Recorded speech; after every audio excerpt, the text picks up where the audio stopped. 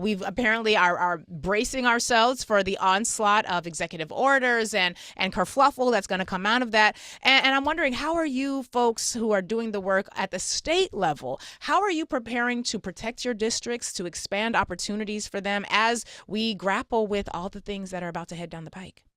Yeah, absolutely.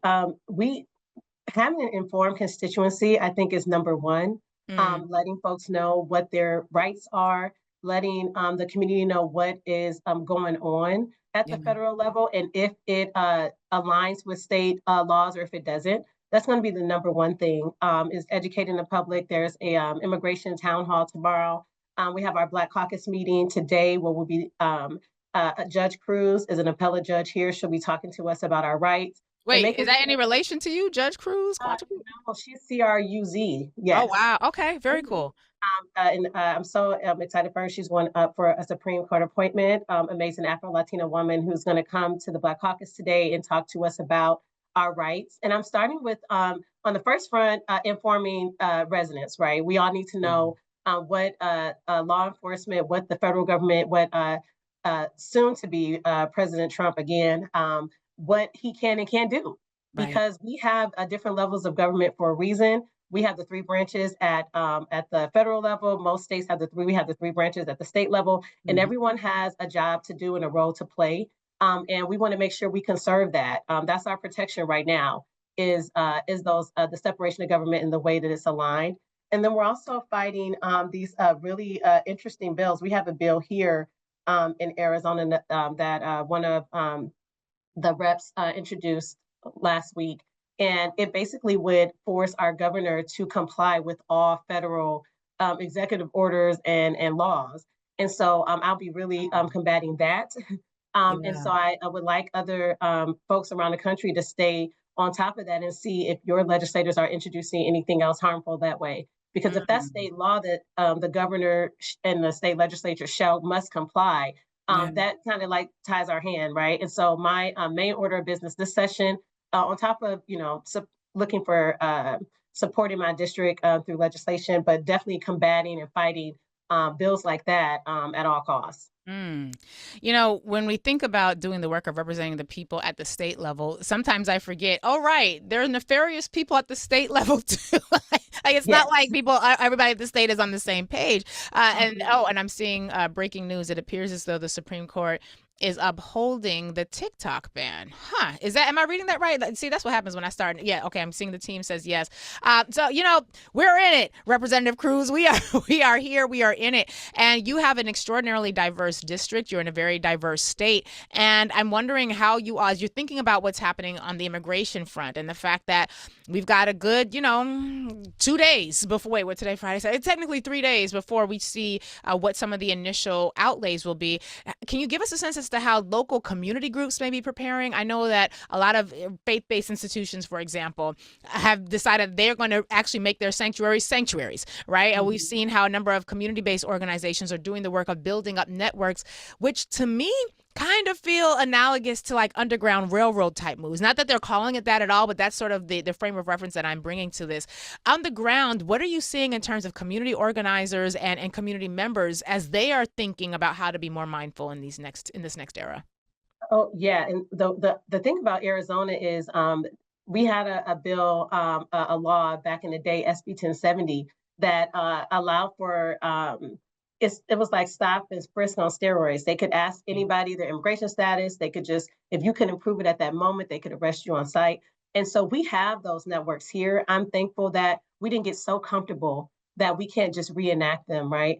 And we have a lot of refugees here from the Mm, continent and from other Afro communities around the world. And so we're communicating, we're building those networks. We're not putting things online. You won't see, a lot of stuff that's posted that's easily found, especially mm, when we have these oligarchs that are got the technology on lock. And so we right. got to use word of mouth and make sure Wow. we stay in community. I think that's the biggest thing is staying connected to one another, and not just as a elected official, sure, but as a community person. I'm a PTA vice president. I volunteer on several groups. I'm involved with Boy Scouts and all these different community groups Mm. the Urban League, we have Lucha here, all these different groups, we have to stay connected.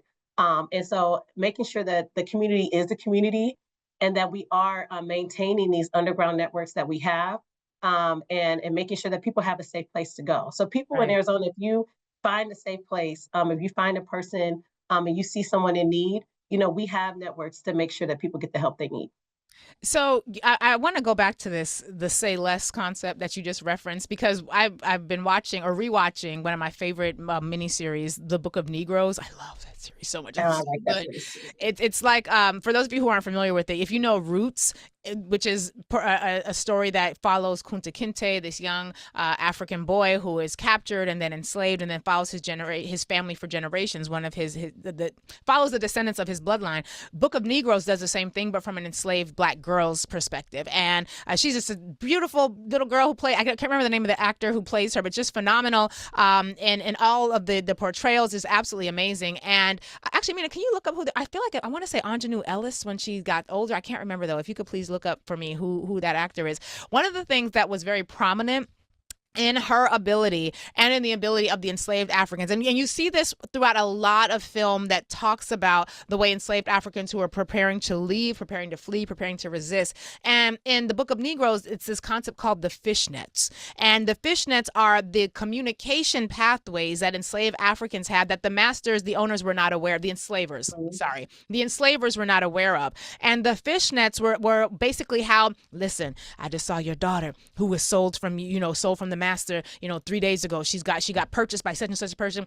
They're sending her this and that and the other place. Or hey, your husband or your wife, this and such happened, and I saw where they took her, and so, oh, by the way, so and so got free, and they went up. So they had this entire vibrant, beneath the surface form of communication. If I'm working in the house, I'm not separated from the people in the field because I live with the people in the field. If I am so lucky to not have to sleep in the master's house, but I would take messages and information that I gathered there. If I were community oriented, and not to say that all of them Mhm, were, I mhm, would pass mhm. it to the people on the outside. You mentioned you're not going to see none of this online. And I want to talk a little bit more about that because for many of us, particularly those who are born in the era of digital literacy, not having something online means it doesn't exist. But I think not having something online, meaning it doesn't exist, is going to be a superpower that we're going to have to return to. How are you managing that? Like, what does that look like in real time for people who don't know what it is to not use the internet for communication? And What does keep it offline look like for you all? it looks like meeting in person. I know that COVID is back. Oh my goodness. I know COVID is back, and we've Yeah. got challenges with health and things like that. But being connected, meeting Mm, and at your local house of worship, your school, your community center, getting involved on that grassroots level, and talking mm, to people where they are, talking to people in the grocery store, like when you see, and I mentioned about when you see something, right? If you see someone it seems like they may need assistance, right? We don't have to wait to be asked. right. And if they're Mhm, okay, great. They don't need to know. If they're not interested, that's cool. But at least you attempted to share that information. We're mm. gonna be creating these like info cards, and I'm still get wrapping all that up, but I want to have braille on it as well, and just different Oh, community groups that are safe, and making sure that I keep those on me, that my interns, volunteers keep those on them, and make sure we're spreading the word because it to me, I think putting things online, especially with seeing how Twitter was taken over, right, I just cannot. And right. so you'll see my social media is really quiet. That's been one of my biggest complaints. They're like, "Oh my gosh, Rep Cruz, like you're Mhm, not attending these things." I'm there. I'm there. right. I'm at the events. I'm at the dinners. I'm doing the work, if you will, but I don't have time to take pictures. Like people's lives are at stake, and so you Mm, may not see me post pictures. I also teach at a community college, and I've got other stuff going on. I mean, I have time to post it or write right. some long, essay about what's going on. But what I am Right. doing is out here in these streets and making sure that I'm communicating, and I give a lot of information from that, like from Mm, being at PTO and learning, like, oh well, there's this other organization that's doing this. I learned about a lot of community groups that aren't the big names, don't have all the money, but are doing the work, all word of mouth. right. That's gonna have to be the new normal, because the reality is the more we say online, you're just a target, and you're saying it online in space. It would be sort of like, let's have a secret meeting to plan how to get off of this plantation, but we're gonna have the meeting at the master's house in the dining room, and we're gonna turn the lights on so everybody knows we down. We're gonna have the conversation with the master in the room so they know exactly what's. That's essentially a retro analogy for what it looks like to plan and organize in this day and age, using social media as your medium for communication. It's like, you're like, oh, Missy Ann, you want to come to the meeting where we going to talk about revolution? Come on down. And that, it makes as much sense to me as what it is that a lot of people are still continuing to do. So I love that you have pulled back. And I'm like, you know what? Representative Cruz, I'm going to suggest something to you. Get you an intern who can post the fluff. Just keep the fluff on social. Get an intern who can post the fluff for you, tweak the language a little bit so that they see that happening. But the meat of the stuff, continue to do it underground. And the reason I'm saying this is because what I'm seeing, even with these attacks that came up against Karen Bass, doing the work of being effective in this day and age where we are so trained to only respect visual influence and not impact, it can come around to bite you in the butt. Oh, well, I was going to vote for her, but she don't even post nothing on social media. Is she even there? So get you an intern, somebody who can, post a little fluff for you, but the real stuff, keep it offline.